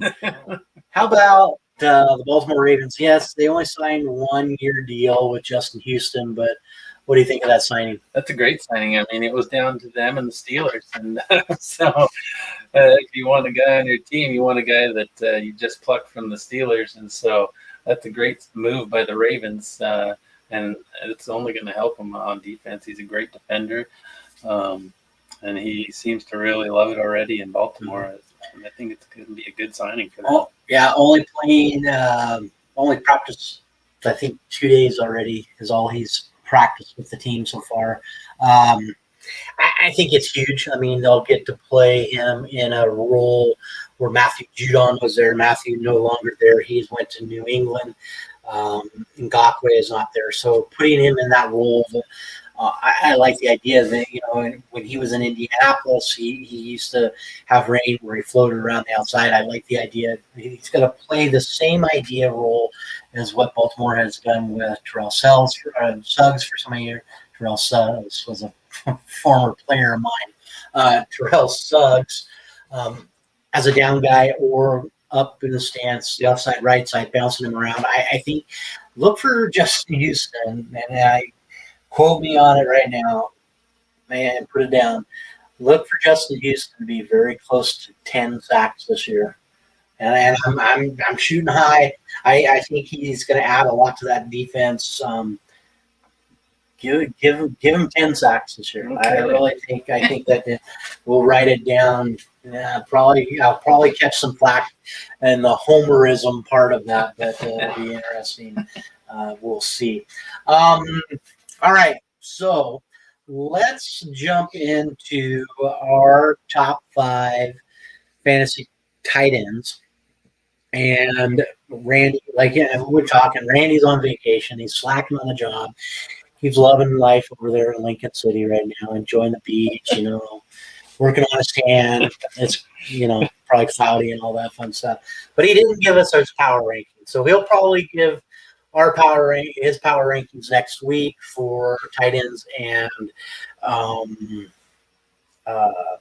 defenses. But Brian Bremley filling in for me tonight for Randy. Let's get your top five. And this is going to be a little bit of a struggle because normally I can see Randy's up here, the same as mine at the same time. But we'll see how close we are. I'll scroll mine up to where you can see. Let's start at number one. Who is your number one tight end? Well, no brainers. Travis Kelce from the Chiefs. He's coming off a little back stiffness practice I just heard today, but they don't seem too concerned about that. He's going to be just fine going into week one. They'll probably not even play him in the preseason. But Travis Kelce, he gets a ton of targets, a ton of yards after the catch, and he's always a red zone target for the Chiefs. So he's my number one. Okay, so yeah, number one for me again. It's got to be Travis Kelce. 105 receptions. He's a go-to guy for Patrick Mahomes. 105 receptions, 1,400 yards, 11 TDs. He had the most TDs in the tight end division. I think it's just no brainer that he is that guy, and will continue to be that guy until something major happens. I think, and he has an injury or something like that really throws him off course. But how about your number two guy? Oh, you're gonna like this. It's Mark Andrews from the Ravens. But right now he's in contract talks, so we'll see if that gets done before the season starts. That could be something that's a lingering issue if they don't get a deal done with Andrews. But he's going to have another big season, I think, with Lamar Jackson looking at him to be a big target from the tight end slot. And so if he can get a deal done, that's even better for him. He'll be happy, and then I won't have to worry about that. That'll be out of the picture. Just concentrate on football. And so I think Mark Andrews is going to have a big season. Yeah, I'm glad you put him too. It was very difficult for me to put him too. I do have a number three. Yeah, he's a huge target for Lamar. I like what they're going to do with him. With the addition of Sammy Watkins there and Hollywood, they're going to stretch the field a little bit. And so Mark's going to have those underneath, a lot of underneath, and adding both keeping Gus Edwards and J.K. Dobbins there. They're going to look for just a dink and dunk, I think, passing game. But look for Lamar to get a few more passing yards. I just can't put him quite to number two. I kept him at number three. Again, he had 58 receptions, over 700 yards reception, and 7 touchdowns last season. Number two for me has to be George Kittle. Yeah, George was hurt. He only played 8 games, so right at half the season. But for half the season, you get 48 receptions, over 600 yards. Yeah, the touchdowns were down, two touchdowns, but a lot with that has to be the injuries to the quarterback there. Yeah. I'm excited if Trey Lance is the guy and they set him up. Packers had an unbelievable at Indiana State, and nobody had ever heard of him, but Aaron Rodgers fell in love with him. He was a huge target towards the end of the season. And so I think he's going to be coming in with a little more of a bullseye on his back now that people know him. But I think he's still going to be a focal point of the offense for Aaron Rodgers and the Packers. Yeah, Tanyan was one of those guys that kind of flew under the radar a little bit, in most all fantasy leagues and that kind of stuff. So I know you're going to make Haley happy because that's one of Haley's players. I think for me, that for that ball club, it's going to be a put up or shut up year for them. Yeah. Because they already know I'm losing Aaron. I think those guys go out and they play extremely hard, and I think that's where they could easily benefit if they can just dump that pass down to him and be the big target in the end zone too. I think Rodgers and Green Bay has a great year, so I would have never thought about having Tanyan even in my top 5. So, all right, you're number 4. Okay, I'm going with Logan Thomas. Had a big season last year, and now he's going to have Ryan Fitzpatrick throwing to him. Fitzpatrick likes to throw the tight end, so I just thought that would be why I would take Logan Thomas, number 4. He's a big target, former quarterback out of Virginia Tech, and he's been around. He knows the position a lot better now that he's been playing in the NFL. And so with Fitzpatrick as the quarterback, he's going to try to get rid of the ball quick, and so you want to have a big target. Logan Thomas being 6'6", that's why I have him at my number 4. Yeah, huge guy there. So, I mean, it's a smart choice for him with Fitzpatrick, but I just didn't bring him up. He's going to be about probably bottom 8 for me. Number 4 for me, I hate saying it, because I'm not a Raiders fan, but give me Darren Waller, over 100 yards catch receiving last year, 1,100, almost 1,200 yards receiving, 9 touchdowns. I think it is a great fit. I don't think he'll put up near the numbers that he did in Las Vegas this last year. Maybe he proves me wrong, but oh yeah, he was reliable last year. He was for the very Raiders, reliable. so I think they'll lean on him some more this year. Yeah, and so put him in the 4 spot for me, and that's Darren Waller.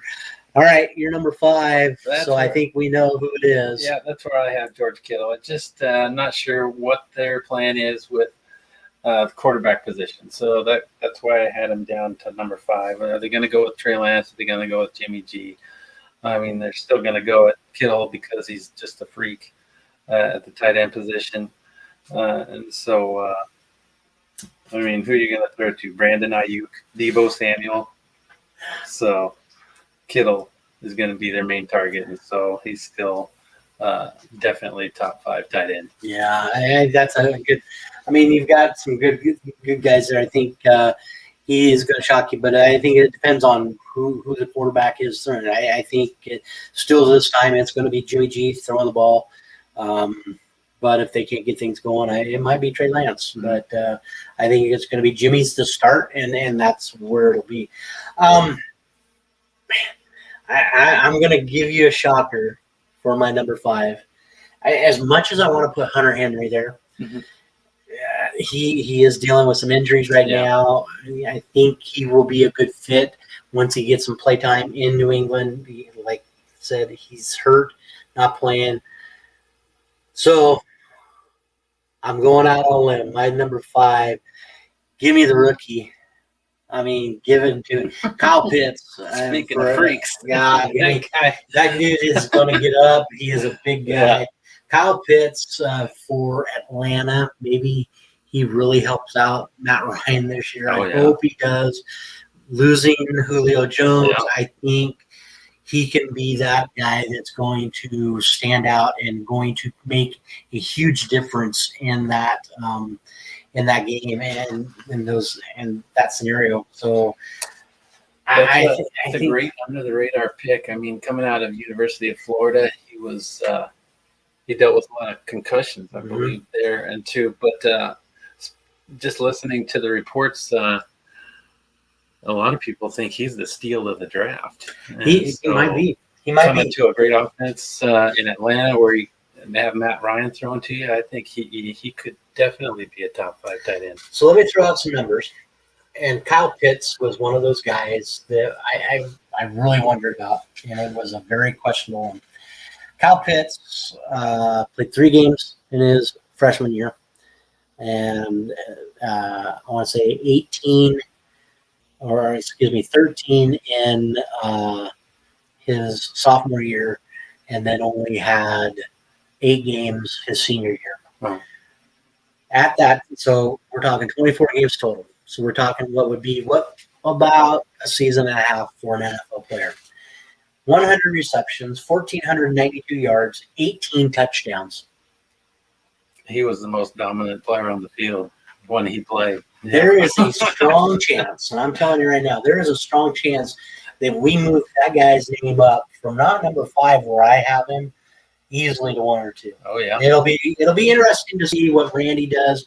Hopefully, he will get those done, and we'll talk a little bit about those here Next week, as again, Randy's on vacation playing on the beach. So let's talk about our top 5 defenses.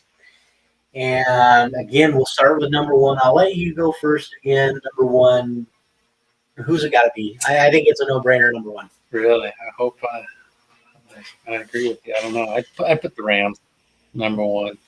I mean, you got the best defender in the game with Aaron Donald, and then you surround him with Leonard Floyd, and then in the defensive backfield, you have one of the top cornerbacks in Jalen Ramsey. And so I have the Rams number 1.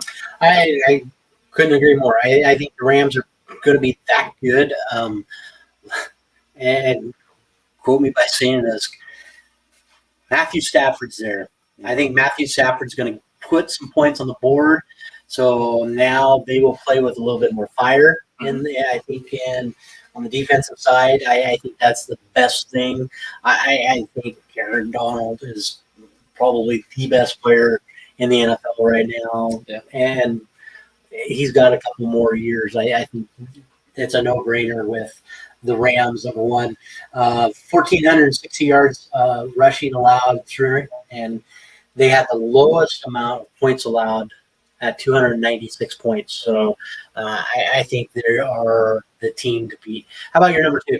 I have the Steelers. A lot of young talent there with Minkah Fitzpatrick. That was a huge trade that they got last year. He paid dividends right away coming in to the Steelers midway through the year. Devin Bush and T.J. Watt just bring the energy on the outside, on the edge. And so that's why I have Pittsburgh number 2. I have them on my list. I have them down a little bit. Number 4, I do like what you're saying. T.J. Watt looks great. He will add a little bit with getting Dupree back, Bud Dupree, who missed most of the season last year. I think it is going to be a huge push there for that ball club. I just don't think – I think there's 2 other teams that are a little bit higher ahead of them. My number 2, right back there on the wall, my Baltimore Ravens, bring them in number 2. The adding of Justin Houston, I think that is a huge key. Had a little bit of a scare with Jimmy Smith going off the field the other day, but still having Calais Campbell in there, Patrick Queen coming and playing his second year. I think those guys will come out with a fire and play well. And they were number 2 on the list with points allowed, only allowing 303 points total. So look for Baltimore for me being number 2. How about your number 3? I have the Colts. I kind of went away off the grid, but I think they have one of the best young linebackers in Darius Leonard. Just signed a contract, so he can not have to worry about that side of the business.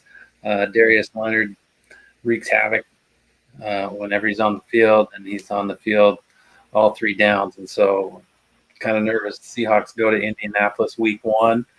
I don't even know if they can beat the Colts because Darius Leonard just has that much of an impact for that defense. Yeah, and you're going to make our friend Ryan Needham and Jenny Nolan. Jenny's going to be extremely happy with that. But, yeah, I kind of agree. I do have them just underneath my top 5. Give me Tampa Bay. Number 3, I just think with Matthew Judon moving up there, and it's not because of he's a Raven, but I think Hightower comes back. I think they really get a core group of guys who play. I think they're going to have a little bit more. They worried last year about the offensive side. Now I think they can really focus on it with these 2 guys coming back in New England. How about your number 4? And that's who I have. I have the Buccaneers there at 4. I mean, they really started to gel towards the end of the season and into the playoffs. They were able to beat Rodgers and the Packers on the road, and then they shut down the Mahomes and the Chiefs in the Super Bowl. They just have a lot of big-time names with Ndamukong Suh, Vita Vea, Shaq Barrett, Devin White, and then Antoine Winfield in the backfield. And so, and that's where Judon went. I was staying corrected. Judon went to New England, not to Tampa Bay. So really quick, you have Tampa 4, and your 5th is? It was between Buffalo and your Ravens. I went with Buffalo just because they're a little bit younger. Ed Oliver, Star Lochalele, and Jerry Hughes is a little bit older, but their linebacking trio is where they stood out, I think, to me, is that where the fine line, the difference was between 5 and 6. Tremaine Edmonds, Matt Milano, and A.J. Klein, I think, form one of the best linebacker tandems in the NFL. So I have Buffalo number 5. All right, so Brian's got the Rams, the Steelers, the Colts, the Buccaneers, and the Bills over my Ravens. I've got the Rams, the Ravens, the Buccaneers, the Steelers, and the Patriots. So we'll get Randy's take on those next week as we get ready to start planning in our playoff teams, and we'll go from there. And that concludes another half hour of NFL talk. And we're going to stay with football for a couple more minutes here.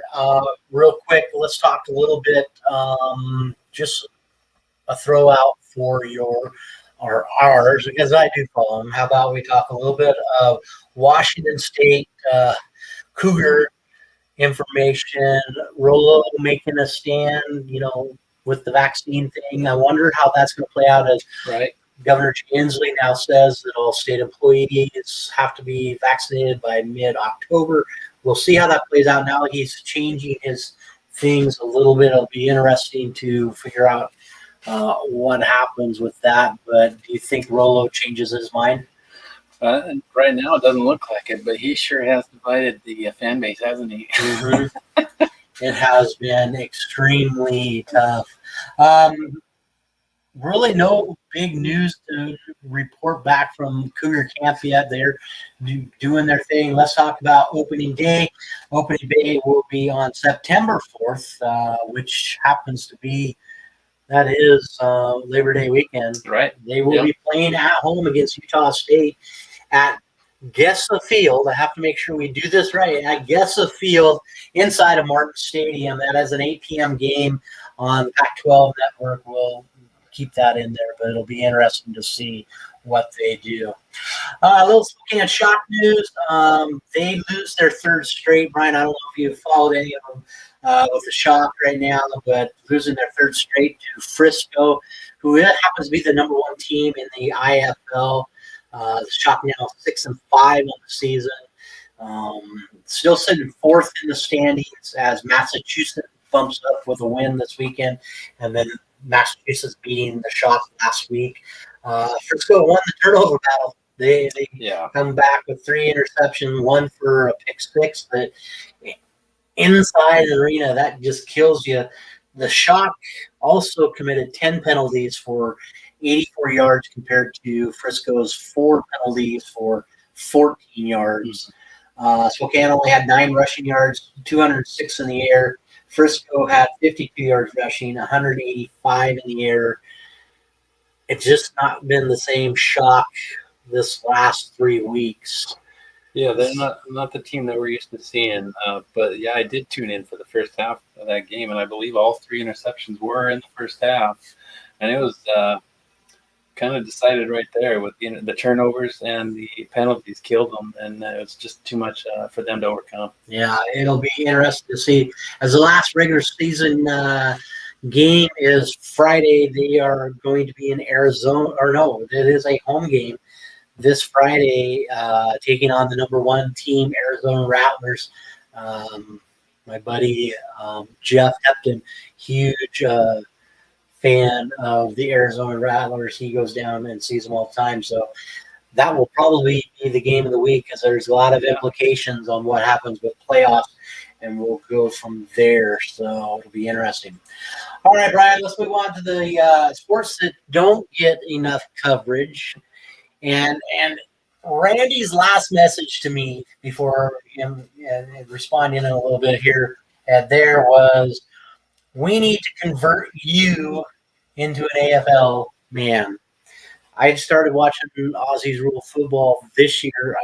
I've never watched it, so it has been great for me to get involved. I watch it every game, it seems like, and even some that are not with my team. But you said you used to watch them years ago. Who did you watch years ago? I like to watch Geelong, and I also like Collingwood.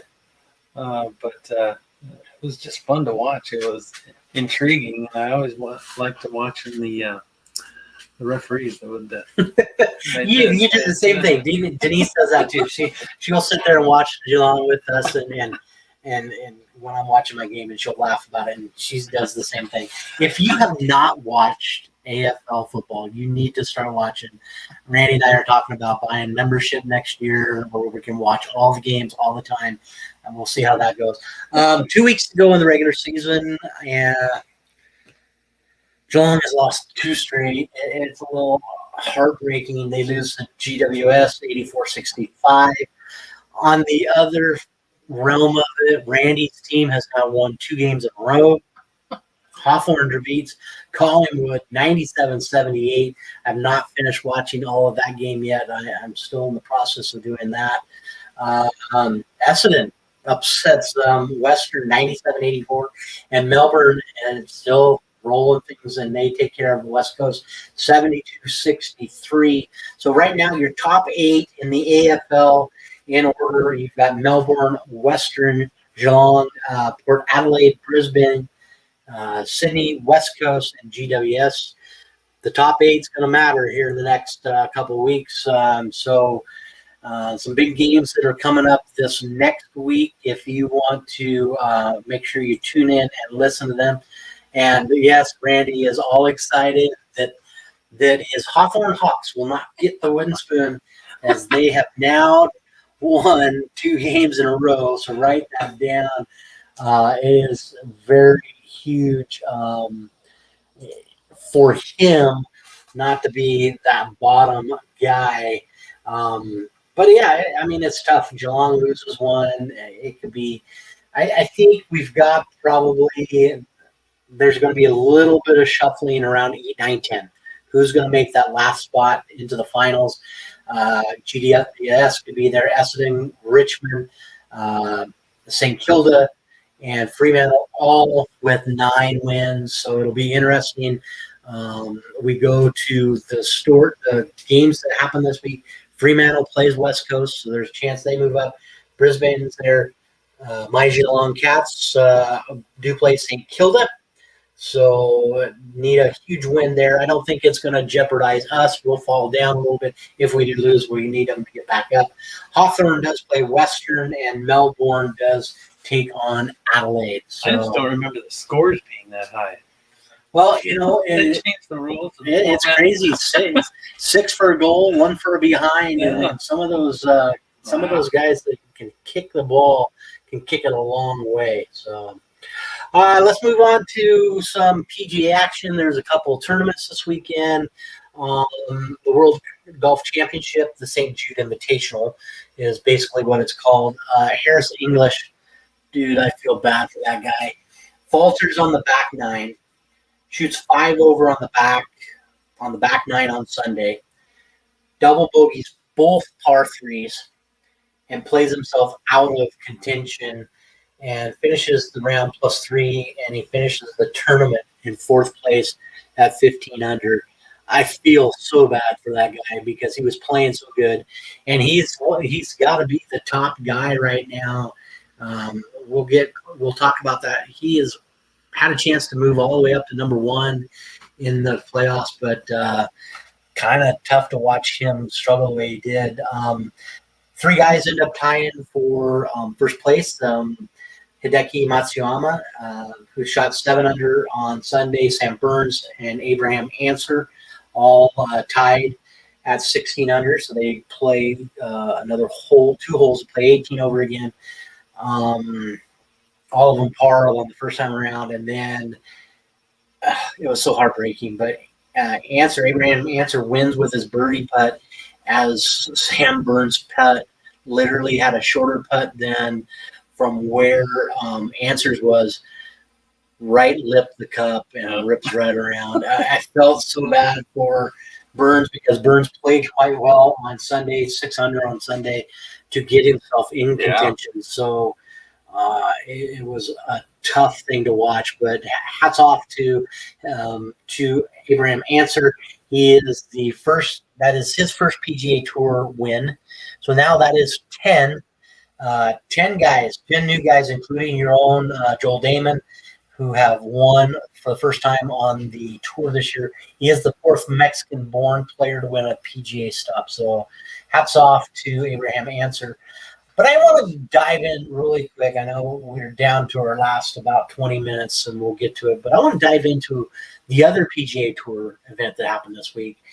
And just because it's a little different look. How about the tournament that we watched, and that is the Barracuda Championship? They do a Stableford point system. Right. What do you think about that? I love it. It's something that Joel even mentioned too. He loves it that it's something that is different from the other 48 weeks that they play in the season. And this modified Stableford scoring system, if you haven't seen it, you're not looking for negative scores. You're looking for positive scores. And it's a great course to play, get some high scores. There's lots of birdies and even eagles to be had out there. And so you get 5 points for an eagle, 2 points for a birdie, nothing for a par, but you lose a point for a bogey and then 3 points for a double or worse. But it's fun just to see that every year. And it was fun to watch Joel. I watched the whole fourth round. I was bummed that they didn't show him much on Sunday, but he was in it for most of the day. He just couldn't get birdies to fall and even eagles, but it was fun to see him play in that tournament. And it was fun for him too because he had a lot of family there, and I know Lana's from the area too. Yeah, that one was happening down there in Truckee, California. It was late start every day, so they were playing well in the late afternoon. So it was great watching it. You just said Joel does have a rough Sunday. He only gets +5 on Sunday. He went into the round at +33 in 5th place, I think it was, at the end of Saturday, and just didn't get the birdies to fall on Sunday, so it was a little tough to watch that. But how about Eric Van Rooyen, the South African, who ends up being a first-time winner? Yeah. He asked for that first-time winner, and like I said, we've got 10 now. He had a huge Sunday. He scored 16 points on Sunday, one of the highest guys on the day to finish that. Andrew Putnam and Van Rooyen ended up with 50 points total. Okay. I mean, he ran away with it, 50 points there. Andrew Putnam ended up second. He had 45 points, 11 on the day. I would love to see more tournaments like that. Oh, yeah. I think the players like having that kind of event.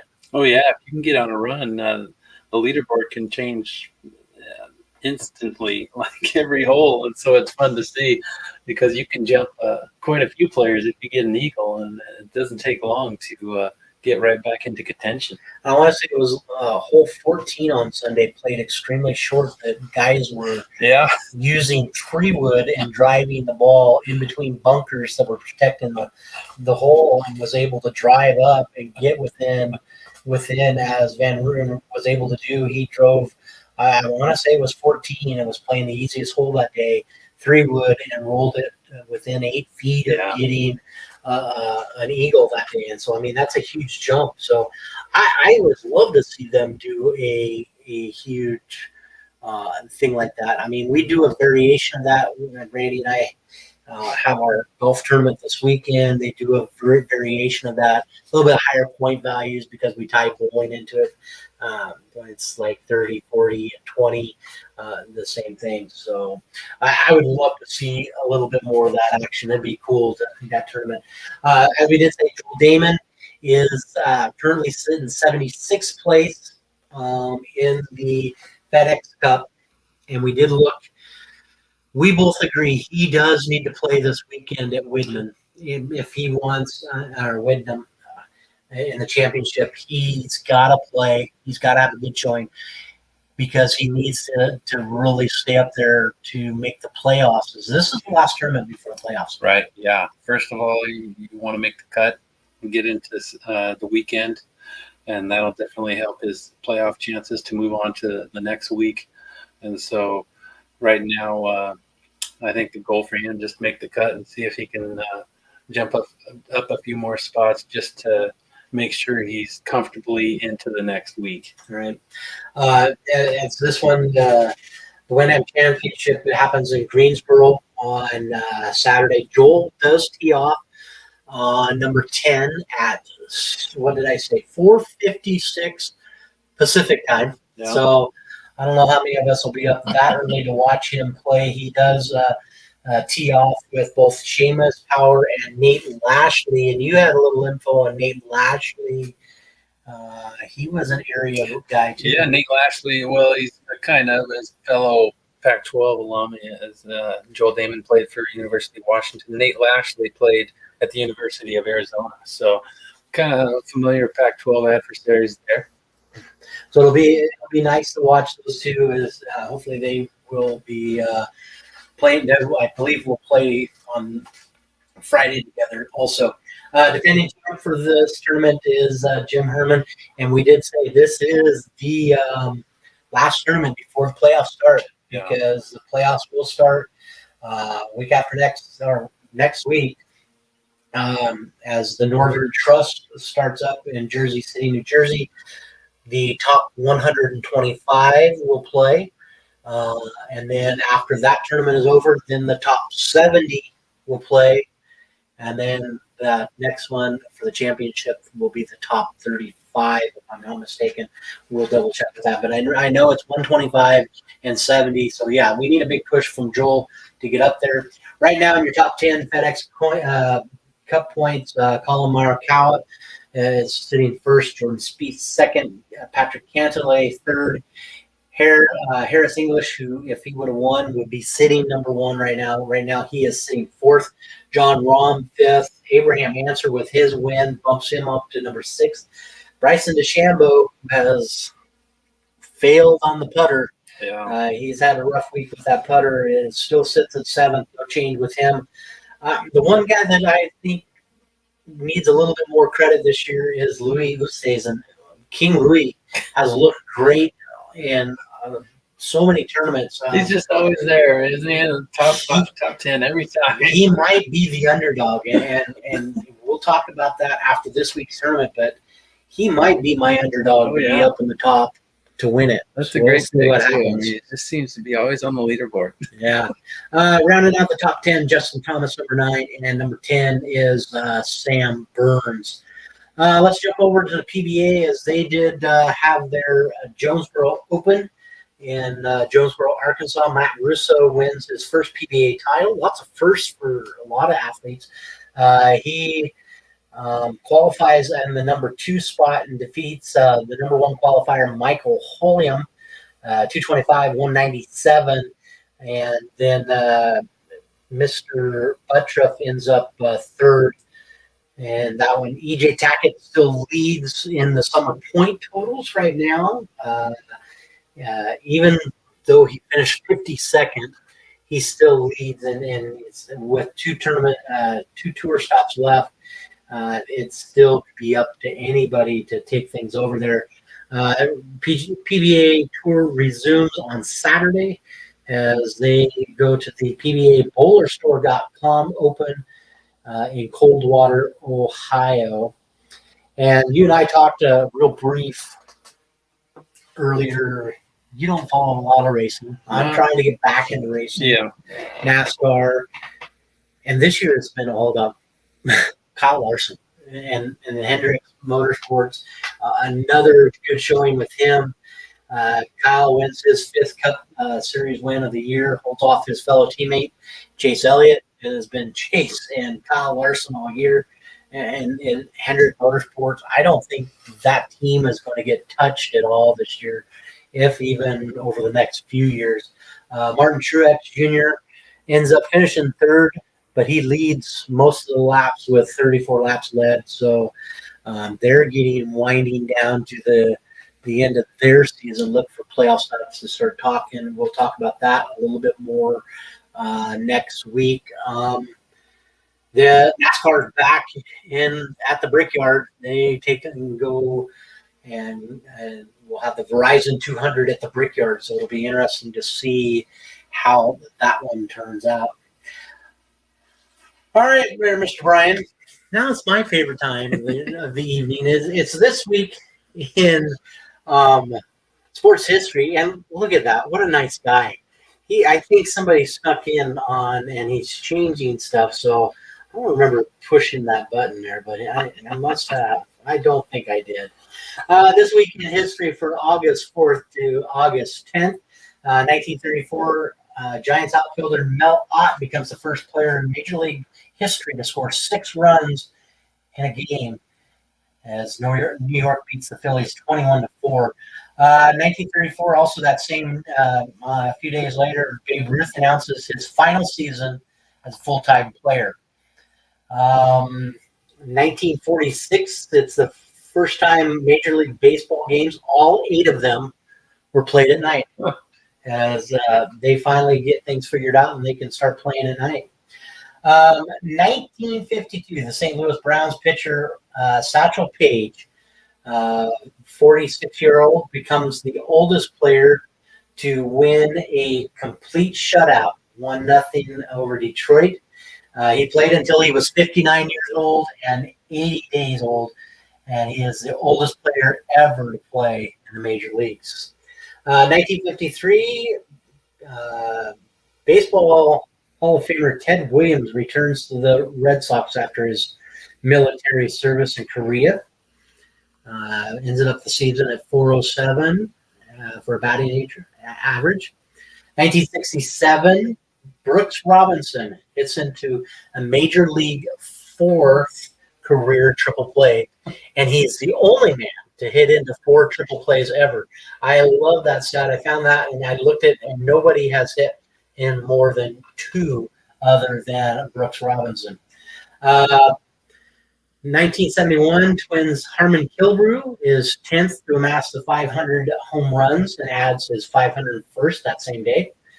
I got to bring up the Braves. Braves are one of my other teams. Atlanta Braves pitcher Phil Niekro no-hits San Diego Padres in 1973. How about this one? And I really wanted Randy to hear this one because I really was concerned because I don't think I've ever seen it. It made me think a lot about A League of Their Own, and I just laughed about it. In 1976, the Chicago White Sox suit up in shorts and wear shorts to play ball game. I don't think any other ball club has ever wore shorts at any time. No. And it's just crazy. And I don't think anybody ever will ever again. And it's just kind of crazy to think that back then they did do that. 1979, Philadelphia Phillies third baseman Pete Rose collects, at that time, the record career singles with 2,427. He ends his career with 4,256. There's actually 120 men that have more than 2,400 hits. Go figure that one. 1984, American athlete Carl Lewis wins his 100-meter dash in 9.9 seconds and first of 9 Olympic gold medals over 3 games. He won 4 in that 1984 games in Los Angeles. 1985, Rod Carew of the California Angels collects his 3,000th hit. 1985, Tom Seaver of Chicago White Sox becomes the 17th pitcher to win his 300th game. Uh-oh. I got to see this. Randy is upset with me because I say hi to him. Well, thank you, Don. That's got to make him feel just a little bit. Well, he deserves it. He's on vacation, and he's not going to bring us back anything from the coast. No sand dollars, no nothing. I'd love some chowder from there in Lincoln City if he ever feels obliged to bring me some chowder from over there. How about Steve Carlton, second pitcher to reach 4,000 strikeouts? He does end his career with 4,136. He's 4th all time. And I did this one to stab at Randy again. 1986, Billy Martin Day. His uniform number 1 was finally retired, and hopefully that will be the last time we ever talk about Billy Martin on this show. I've had so many trivia questions about Billy Martin. 1988, Goose Gossage becomes the second player in Major League history to record 300 career saves as the Cubs beat the Phillies 7-4. He does end up his career with 310 saves and is 26th all time.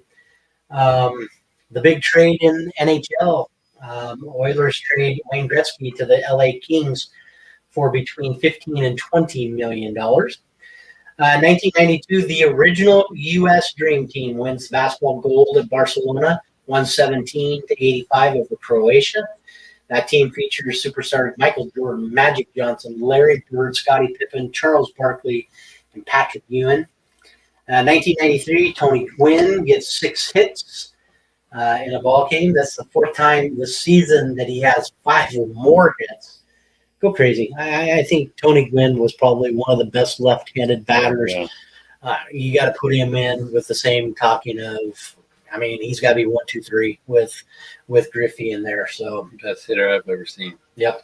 1999, Mark McGwire becomes only the 16th player to hit 500 home runs. How about it for my Seattle Seahawks fans? I have to do it. Warren Moon becomes the first black quarterback to be inducted into the Pro Football Hall of Fame in Canton, Ohio. He was joined by Troy Aikman, John Madden, Rayfield White, and Harry Carson, and Reggie White.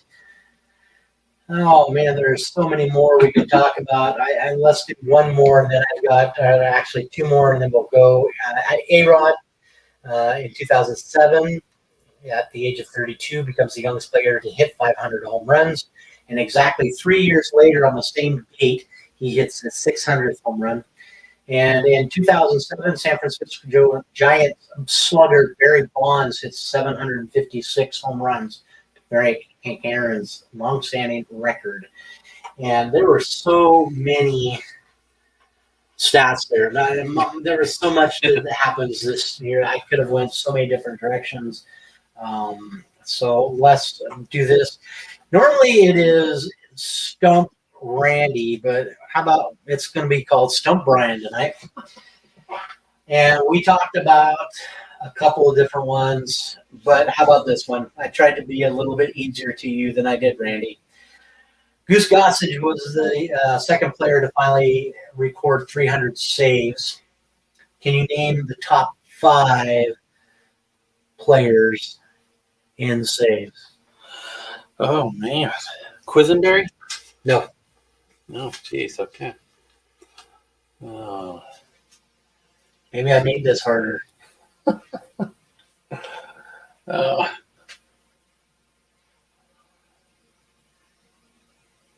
You already stumped me. Oh, man, this is going to be easy. Oh, wait. Randy For the A's. Randy is going to yell at you all day long because Names of this one. The names are not coming to me. The A's closer. Back in the Eckersley? 90s. Yes. No, Eckersley's No in the top way. 10, but not there. Oh, Number wow. 5 is John Franco at 424. Francisco Rodriguez, 437 in third or fourth. Lee Smith in third. Trevor Hoffman in second at 601. And Randy would say this and be 100% right. The all-time saves leader, Mariano Rivera, with 652. Do you ever think anybody will ever get That's embarrassing. to that number? Didn't even get Mario. No, nobody will touch that. 652. I have a bonus question, and I think my buddy Eric Watkins would get this one right. Can you tell me who the active leader right now that's playing Active leader in saves. and saves right now that's playing right now? Jeez. No. That would be, No. and he's nowhere close. He has 371. That's Craig Kimbrell, No. Jeez. and he's the closest active guy right now. So it's just crazy to think about. Yeah. We didn't even get to Hall of Fame stuff. I wanted to talk a little bit about Hall of Fame, Peyton Manning, Tom Flores, all of the guys going in. So hopefully maybe we'll make a little bit of extra time next week, and Randy will be back. We might be able to get that stuff in. But it has been a jam-packed show. And I want to thank Brian Bremling joining me here tonight as last minute kind of get in. Randy, on vacation, has some hit and miss internet over there in Lincoln City. Remember, we like chowder. Bring back some chowder tomorrow. But I want to say thank you to Brian Bremlin. We'll have Brian on a couple more times. We know we'll have him on more in the next few weeks because high school stuff is going to start up. It's going to be showing. Oh man, sad Brian can never be on the show again after forgetting the GOAT. Yeah, I have to admit it. He is the GOAT. How you miss Mariano Rivera, I have no clue. That is just sad to see. So, again, thank you, Brian Bremling, for joining me. Randy will be back next week. We get things going. It's getting ready to be busy time for me coaching football. It's go time for sports at the high school level for us. Randy gets ready to start things at LC with volleyball. It's time to bring back LCSC sports, do a little bit more announcing with that. But that is it for tonight. And for Brian and Robert, you've been listening to R&R Sports Report. Thanks. We'll see you next week.